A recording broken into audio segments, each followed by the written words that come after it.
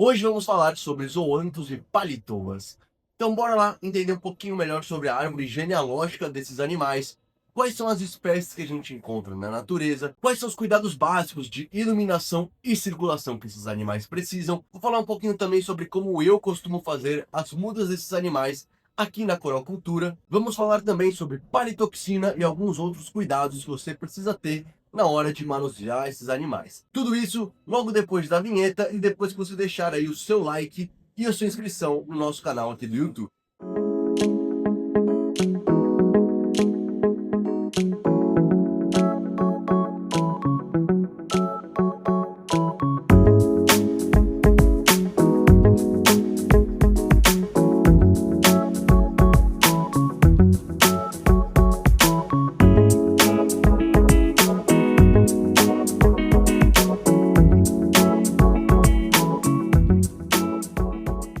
Bom, pessoal, e depois do último vídeo aí que eu fiz a respeito das tridáquinas, né?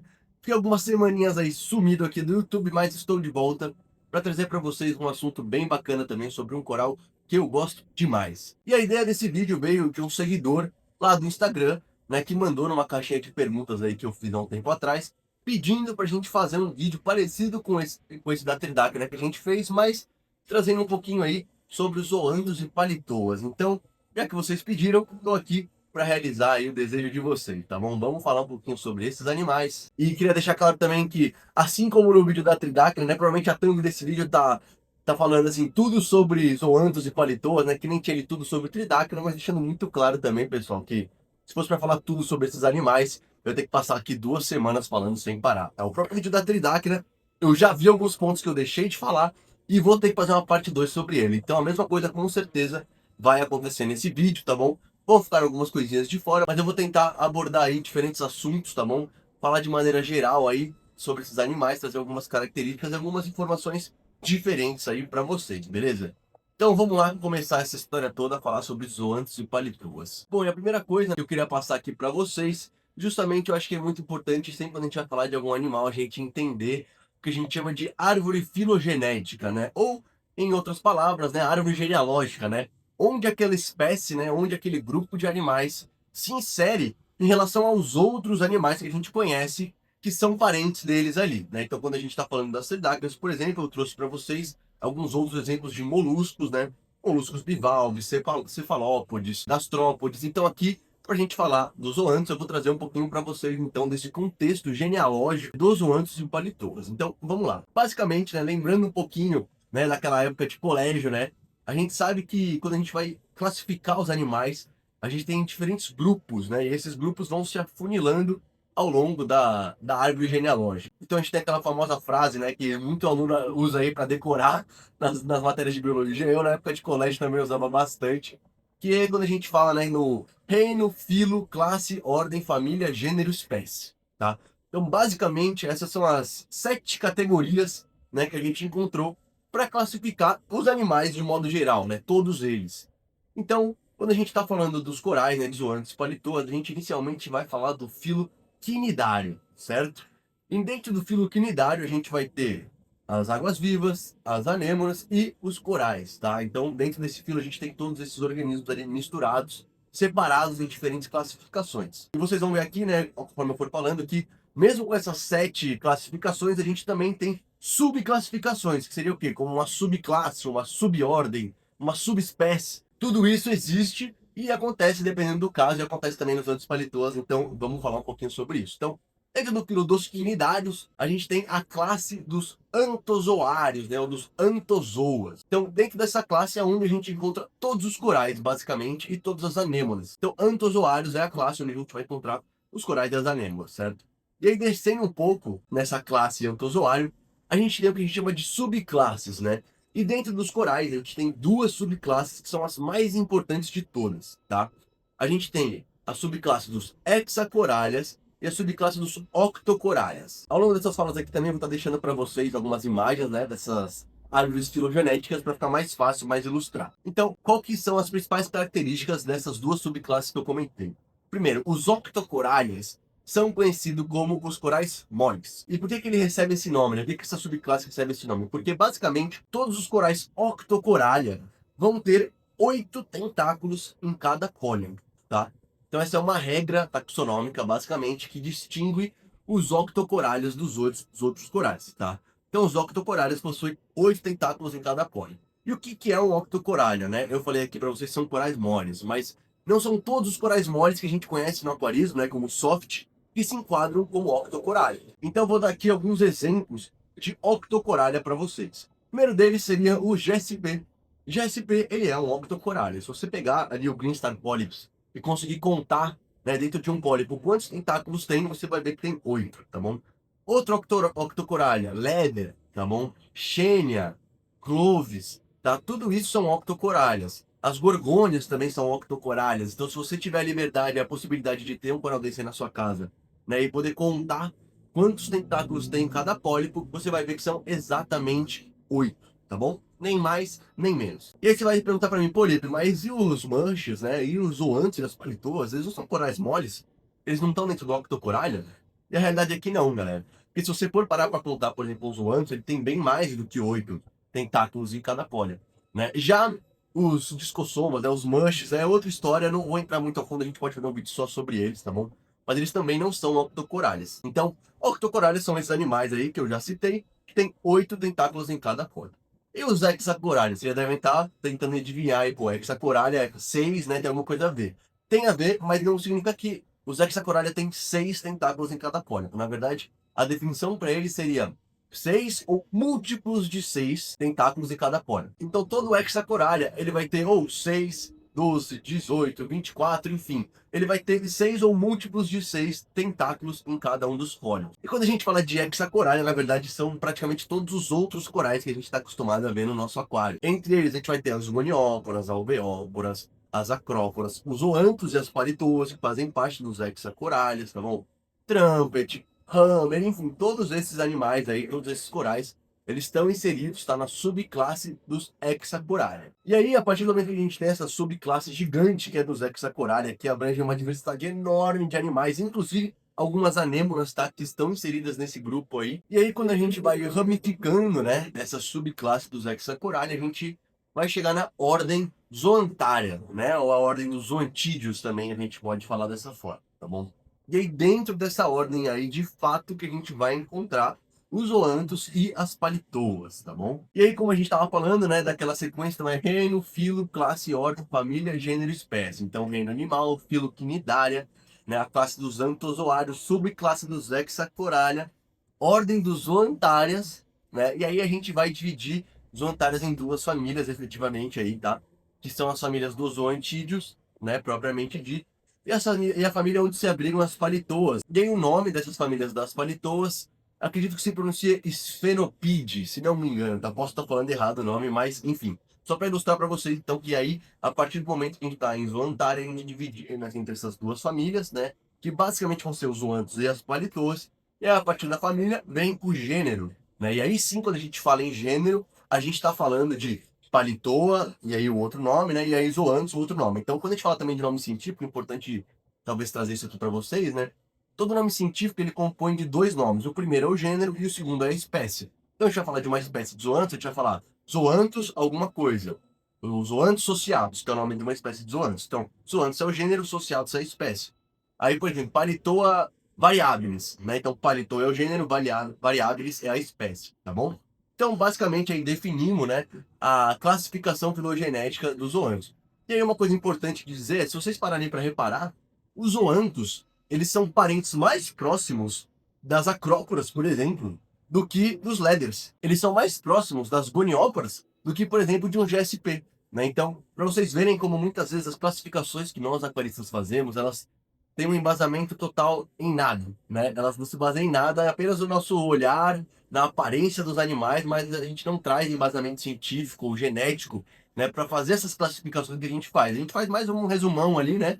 Uma simplificação que pode facilitar a nossa vida um pouco, mas, né, quando a gente para ver cientificamente, a gente percebe que alguns corais que anatomicamente, né, que externamente se parecem mais com outros, na verdade eles estão muito distantes desses que eles se parecem, e eles são mais próximos geneticamente de alguns corais que a gente nem imaginava que eram parentes ou poderiam ser parentes desses animais, né? Então é uma coisa bem interessante da gente reparar. quando a gente para analisar essa árvore genealógica aí dos corais. Então, basicamente, né, já deu para entender que a diferença, né, entre zoanthus e palitoa começa ali, né, na classificação de família e gênero, né? Então eles são gêneros e famílias totalmente separadas. E visualmente, geralmente a gente consegue distinguir, né, os zoanthus das palitoas, principalmente pelo tamanho deles, né? Geralmente as palitoas, elas são maiores, elas possuem pólipos maiores, mais largos, né? E os zoanthus geralmente têm pólipos menores, mas isso não é regra, né? Porque o tamanho do pólipo também vai mudar de acordo com a iluminação, com a circulação, com os parâmetros, enfim, uma série de fatores que vai influenciar nesse tamanho do pólipo. Então, só o tamanho do pólipo não é o suficiente para a gente ter certeza, mas ele dá uma ideia boa ali para a gente, tá bom?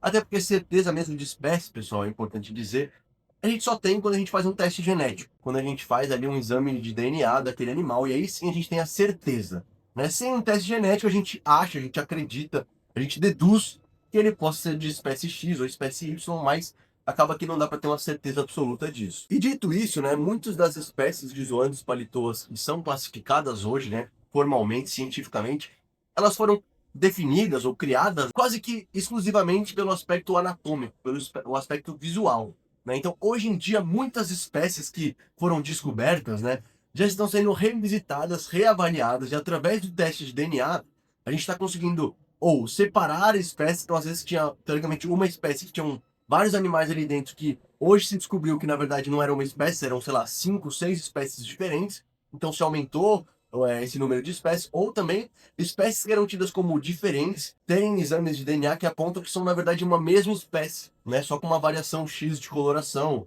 né? Ou algum aspecto visual diferente. Então, é importante dizer que o tempo inteiro está mudando hoje em dia, na ciência, e principalmente quando a gente fala de coral, o tempo inteiro sendo renovado, sendo revisitado e reavaliado. Dito isso, eu dei uma pesquisadinha aqui, né, para entender quantas espécies de zoanthus palitoas existem no Brasil, quantas espécies existem no mundo, né, e o que eu encontrei ali, pelo menos até onde eu achei de informação, é de que no Brasil nós temos 4 espécies de zoanthus, sendo a mais famosa delas realmente os zoanthus sociatus, que é um zoanthus bem comum da gente ver, até no Sudeste, mas aí também muito na Bahia, no Nordeste, né? Naquelas áreas de costão rochoso ou em maré baixa. Então dá para ver bastante desses animais. E a gente conhece, teoricamente, no Brasil, 2 espécies de palitoas. São as palitoas variáveis e a palitoa carimorum, tá bom?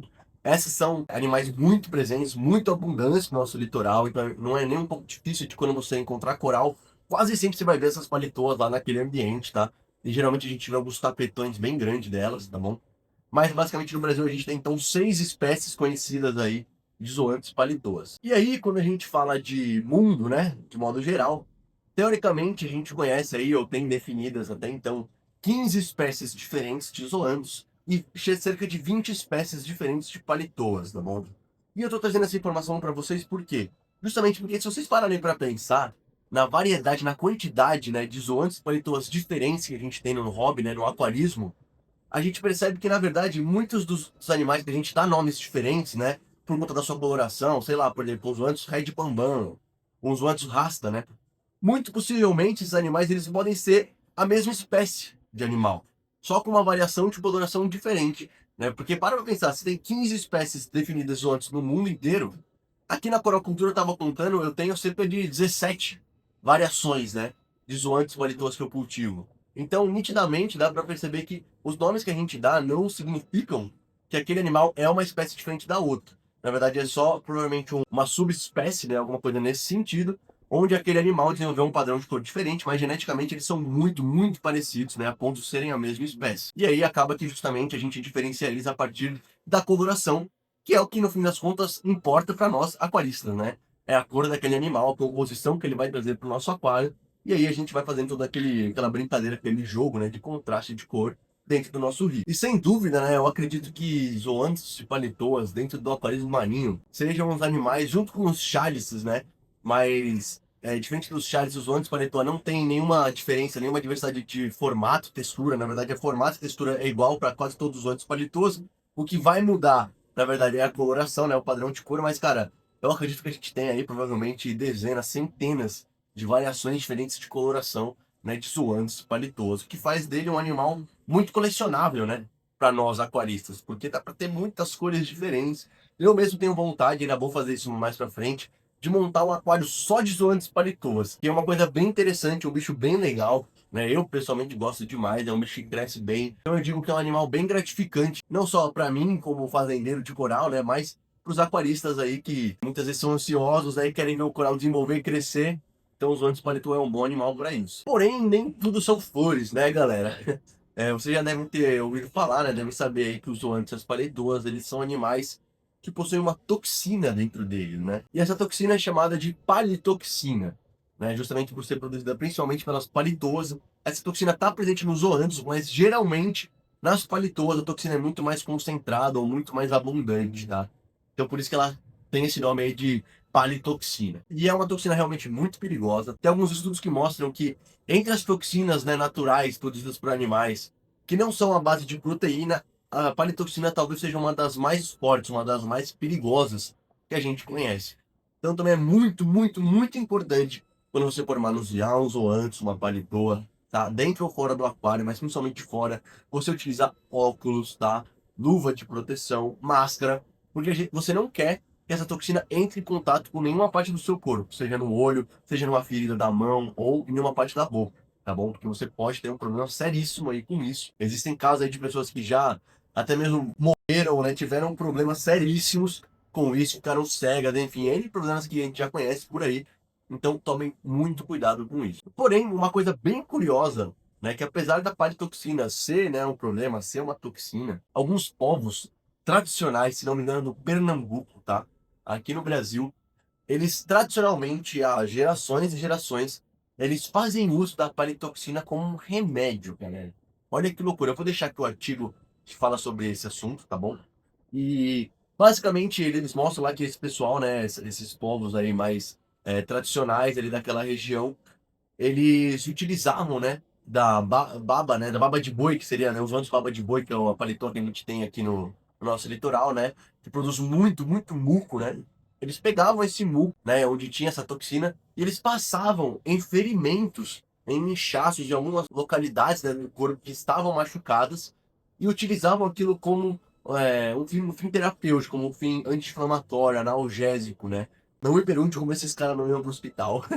Então, assim, a gente tem justamente, né, alguns estudos que relatam como essas pessoas, né, tradicionalmente vinham utilizando, né, esse animal como uma forma de remédio, uma forma de terapia, né? O que é muito louco, assim, os caras não só descobriram uma forma segura de utilizar esse animal, como assim, sei lá, né, ter a coragem de fazer isso, meu. Passar a mão no coral ali que tá babando e passar um machucado, tem que ser muito doido e muito corajoso, né? Pra fazer uma coisa dessa. Mas fica aí, né, a curiosidade, uma coisa bem interessante, mas pelo amor de Deus, não façam isso em casa. E uma outra coisa importante, né, de tomar cuidado com as paletoas zoantes dentro do aquário, né, e é uma coisa que a gente observa no oceano também, que acontece muito, é que eles são animais muito agressivos. Mas eles não, geralmente eles não são animais agressivos no que diz respeito à guerra química, sabe? Pelo menos na minha experiência, é bem difícil um zoanthus queimar outro coral, tá? Um zoanthus é uma palitoa. O que, na minha experiência, na minha opinião, né, na maioria das vezes acontece é que aquele zoanthus ou palitoa ele começa a cobrir aquele outro coral, a sombrear, né? E aí sim ele vai matar, né, ou vai deteriorar, ou vai atrapalhar o desenvolvimento daquele outro coral, a partir do sufocamento, porque ele é um animal que geralmente cresce tão rápido, né, e ele, se necessário, consegue esticar, né, os pólipos ali para ficarem mais altos, então ele pode gerar uma sombra e um problema para outros corais. Porque na minha experiência eu já vi zoanthus palitoa encostar em trumpet, tem um aqui que está encostando no meu nano nesse momento e não está queimando. Já vi encostar em micromussa, também não tive problema. Já vi encostar em mush, também não tive problema de queimar, tá?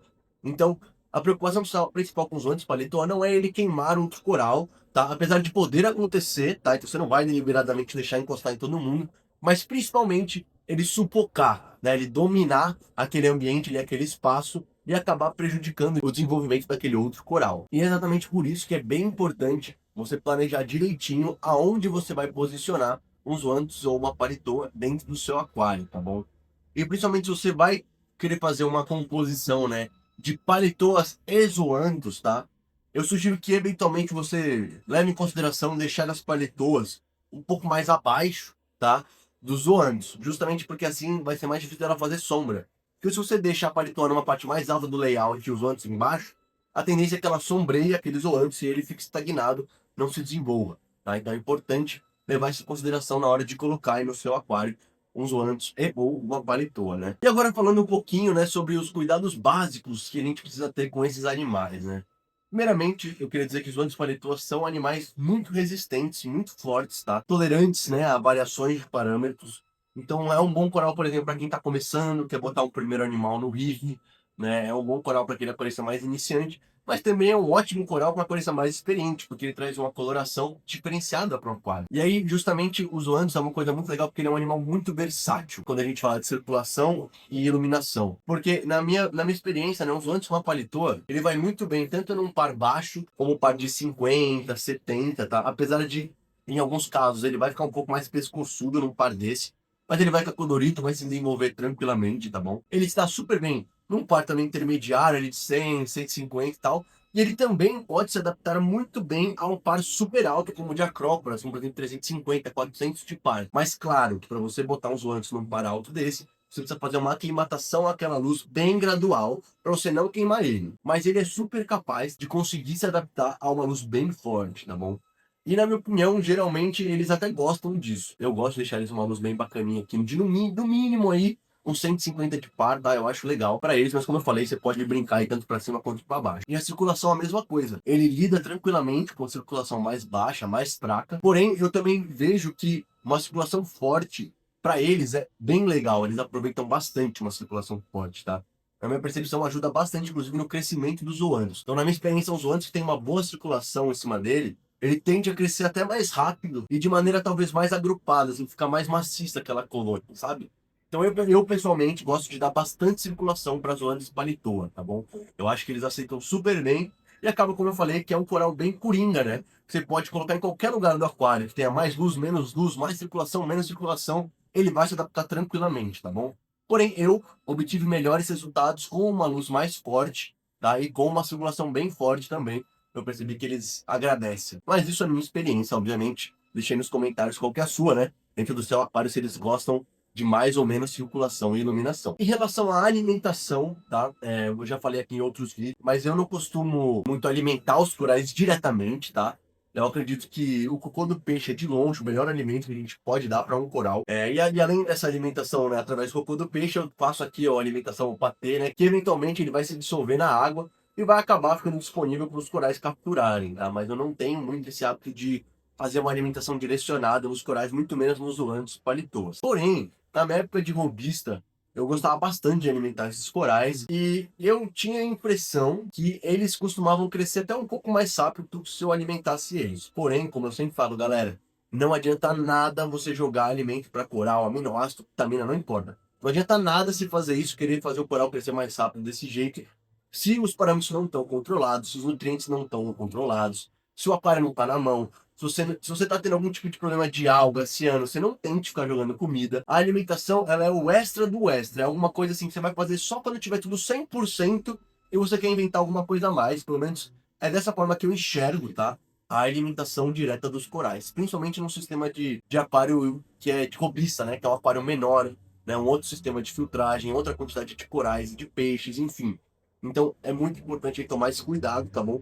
Mas eu acredito pessoalmente que a alimentação direta aí nos lanches pode sim ser bacana para eles, tá bom? Pode auxiliar o desenvolvimento, crescer mais rápido, mas lógico, como eu disse, mediante um aquário 100% controlado em nutrientes, senão você vai só atrapalhar o desenvolvimento desse coral. E aí, como é que eu faço aqui na aquaricultura as mudas de zoantes palitoas, né? Bom, eu costumo deixar aqui as matrizes, né, em placas cerâmica quadradas, né, bem lisas.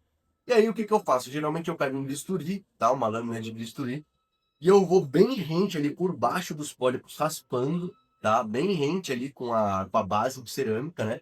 E vou arrancando os zoantes por baixo, eu vou tirando eles meio que em cacho, né? Eles vão saindo tudo agrupadinhos, né? Com essa raspagem embaixo. E aí sim eu venho pro bisturi e vou separando, né?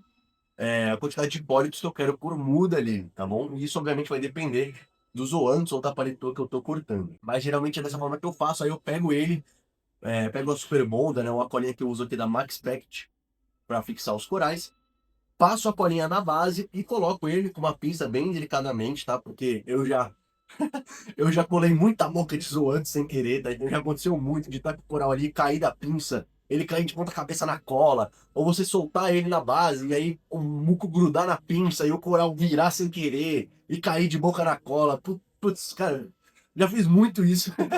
Infelizmente já colei muito código de soans errado, né, por acidente mesmo. Então tem que tomar muito cuidado, vai ali na pinça devagarinho, posiciona ele muito bem, a parte de baixo dele que você raspou, né, encostando na cola e pressiona ali um pouquinho, já era, tá feita a muda. Só que uma coisa muito importante, tá, galera, é o seguinte, tem que tomar cuidado com os paguros, tá? Por quê? E esse é um dos principais motivos pelo qual eu não gosto de paguro, apesar de eu ter aqui, mas eu não gosto, porque, cara, esse filho da mãe, eles arrancam toda hora as mudas de lugar, né? Então, se você fizer, por exemplo, uma muda de zoantes e largar no teu display, ou você comprou uma muda de zoantes que acabou de ser feita, muito provavelmente aqueles zoantes vai soltar da base. Vai chegar um paguro ali, vai cutucar, vai arrancar os zoantes fora da base, você vai perder a muda e já era. Então, o que eu costumo fazer aqui para evitar isso? Eu deixo toda a muda que eu faço recém-feita, né, de zoantes ou paletó, eu coloco ela num cestinho que eu tenho pendurado ali no alto do aquário. Dessa forma, os pangurus não chegam, nem os peixes chegam direito. Só chegam os peixinhos menores que conseguem entrar por ali, né? E aí eu deixo essa muda lá pelo menos umas 2 semanas nesse cesto, tá? Até o coral se fixar sozinho. Então a cola colou ele ali, beleza. Mas depois de um tempo, ele mesmo vai se fixar, né? Através do seu tecido, naquela base que eu fiz a muda, tá bom? E aí sim eu sei que a muda não só tá cicatrizada, como ela já tá pronta, né? Pra sair daquele cesto e ir aqui pras prateleiras, né? E pegar um pouco mais de luz, porque nesse cesto ela pega uma luzinha mais fraca, que ele fica bem no cantinho ali do vidro, e aí a partir disso eu desço ela ali pros pallets, né? E deixo ela crescer mais um pouquinho, desenvolver um pouquinho melhor, até colocar ela para venda aí para vocês, tá bom? É importante ressaltar que mesmo assim eu colocando, né, nesse cestinho, às vezes acontece da muda soltar, tá? Faz parte. Mas como eu disse, isso só acontece numa muda recente. Então é muito importante também quando você for comprar uma muda de coral, zoantes ou paletoa, né? Você verificar se ele está bem fixado, se você for comprar online, né? Obviamente, né? Comprar de uma fazenda ou de uma loja, né? De boa procedência, que você conheça. E aí você vai ver que, assim, quando a muda chegar no teu aquário, você pode chacoalhar ela, que ela não vai soltar daquela base, tá? Se ela soltar é porque ela tá mal fixa. Se ela tá mal fixa, é porque ainda tava só na base da cola. E o coral ainda não tinha fixado sozinho, consequentemente não tinha cicatrizado.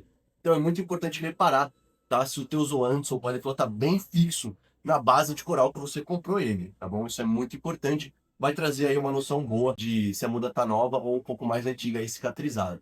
Porque eu, na minha época de robista, já perdi muito coral zoantes paletoa por conta disso. De comprar, né? Chegar em casa, colocar no aquário, no dia seguinte, tá só a base. Deixa aí nos comentários se isso já aconteceu com vocês antes. Então, por eu já ter passado por isso, também acho legal, importante a gente trazer um pouquinho para vocês, talvez, de como evitar, né, esse tipo de problema. Bom, e aí, chegando já ao final do nosso vídeo, eu queria colocar aqui que existem alguns zoantes palitoas, principalmente palitoas, tá? Que a gente deveria evitar, tá? Que você que é aquarista deveria evitar. Se você vê, não compre, fuja delas. Por quê? Porque são zoantes palitoas que, primeiro, não tem uma cor muito legal, tá? Não são muito atraentes e crescem muito, muito rápido. Quais são essas palitoas, né? Principalmente aquelas palitoas verdes e marrom que todo aquarista iniciante compra, cara. Eu fiz isso, acredito que você fez isso. Comprou aquela palitoa verde com aquele bocão, aqueles cílios, né? Que até no início ela fica bonita, ela é legal, mas quando ela começa a crescer no aquário, você percebe que não foi uma boa ideia, né? Algumas palitoas também, tipo aquelas Pandoras, né? Palitoas mais marrons, que acabam que crescem muito, muito rápido, tá, galera? São animais bonitos, são animais legais, mas acaba que é um animal que geralmente o aquarista se arrepende de comprar. Porque passa 2, 3 meses no aquário, o animal já cresceu tanto, o cara não consegue tirar, né, mais da rocha, ele não consegue tirar do aquário e o aquário fica tomado por aquele animal, que inclusive é um animal cheio de toxina, né? Então, evite comprar esse tipo de palitoa, tá bom? Porque senão você vai ter uma dor de cabeça depois. E para finalizar, né, eu queria deixar aqui a minha lista aí de top 5 zoantes e palitoas, tá? Um mix aí desses animais que eu mais gosto, tá bom? Meu gosto pessoal. Aqui na Coreocultura, eu já tenho cultivando aqui quase 20 variações de zoantes e palitoas. Recentemente adquiri mais 6 variações, então o nosso plantel está crescendo aí, tentando aumentar essa diversidade para trazer cada vez mais, né, zoantes e palitoas diferentes para vocês. Mas dentro das minhas preferências, né, dos meus xodozinhos, eu acho que primeiro é a Sunny D, né? Eu acho que entre as paletoas, eu sou muito fã da Sunny D, eu acho ela muito legal, uma combinação de cor muito diferente, tá? Acho que a Umpa Lumpa também tá entre as paletôs, inclusive é uma outra coisa que eu nem sei dizer se Umpa Lumpa é paletô ou zoando, ao certo, tá? Como a gente falou ao longo do vídeo, seria de um teste genético. Eu tenho aí minhas dúvidas se ela é paletô mesmo, mas é um animal que eu gosto muito também, tá? É a paletô Umpa Lumpa. Outros zoantes que eu gosto demais, os zoantes Stargazer. Cara, pensa num coralzinho legal, que ele ganha nos detalhes. Realmente, assim, ele tem uns tracinhos brancos no miolo dele que eu acho muito legal, um animal muito delicado, muito interessante. Então tá aí também no meu top 5. Outros zoantes que eu gosto muito é o Yellow Submarine, tá? É um zoantinho bem legal, que traz uma cor difícil, que é o amarelo, né? E ele traz não só o amarelo, mas ele traz o amarelo com azul. Então, cara, é um bicho bem legal. Eu gosto demais, demais de zoantes. Cresce muito bem, tá? Muito bacana mesmo, assim. É um animal que tem um desenvolvimento bem legal. E por último aí, claro que essa ordem não tá em ordem de preferência, tá? Porque é difícil aqui, fazendeiro de coral, é difícil escolher o coral favorito, né? Então, mais fácil a gente fazer os 5. E aí, pra finalizar, eu acho essa lista aí dos top 5, eu diria que tá aí os Orcus Rasta, que eu acho que é um coral bem clássico também, né? Um coral bem antigo no hobby, mas que tem um padrão de cor muito legal também, muito top. Então, tá aí então, o meu top 5 zoantes palitoas aqui, todos que inclusive eu cultivo aqui na Coral Cultura, né? A maioria deles você vai encontrar muda no nosso site, mas tá aí a minha listinha aí. Deixa aí nos comentários a sua lista, né? Quais são os seus zoantes palitoas favoritos? Compartilha aí comigo pra gente saber se a nossa lista tá batendo aí ou se eu tô viajando, se eu tô esquecendo de algum outro coral. Manda aí pra gente, tá bom? E se você também tem algum outro zoante palitoa que você quer adquirir, que você não viu aqui no nosso motivo, não viu no nosso site, manda pra gente aí, né, o nome que eu vou atrás, vou tentar aí garimpar e conseguir aí o máximo de diversidade aí de zoantes palitoas para vocês, tá bom? Tamo junto, galera. Espero que vocês tenham gostado aí desse vídeo. Espero que tenha ajudado, tirado algumas dúvidas, deixado outras mais também. Provavelmente vamos ter que fazer uma parte 2 aí desse vídeo, mas deixa aí nos comentários a sua opinião, deixa o seu like se você gostou e a sua inscrição que fortalece demais, tá bom? Tamo junto, pessoal, e valeu!